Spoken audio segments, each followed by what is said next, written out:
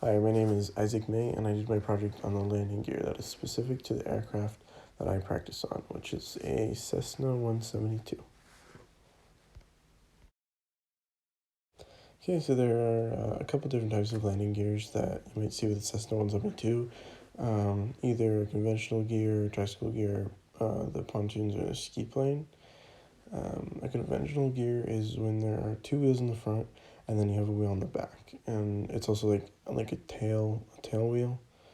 And then next is the tricycle gear, which is when you have two wheels on the sides, and then when you have the third wheel under the nose, so like a nose wheel is located right under the nose of the aircraft.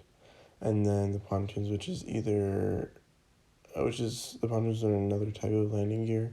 It's basically just like two large like floats attached to the bottom of the aircraft, so that can help you land in water.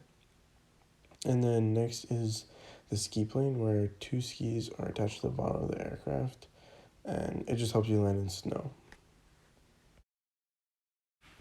So what I want to focus on is the tricycle landing gear. So this type of landing gear is the type that I use while I'm training.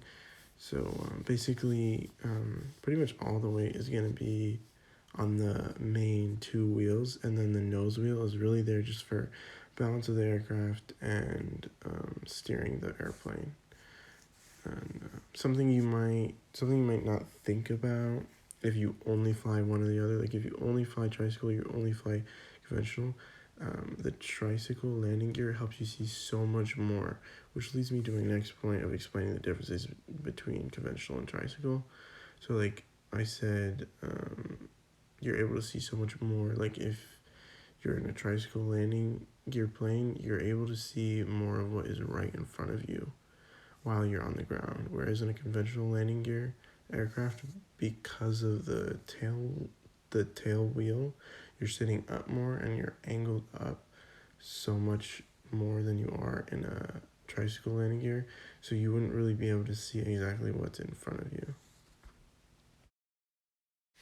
All right, so for the advantages of a tricycle landing gear, like I said before, was visibility, being able to see out in front of you, out in front of the nose more during landings, takeoffs, and just when you taxi in on the ground more so than the conventional landing gears with the tail wheel.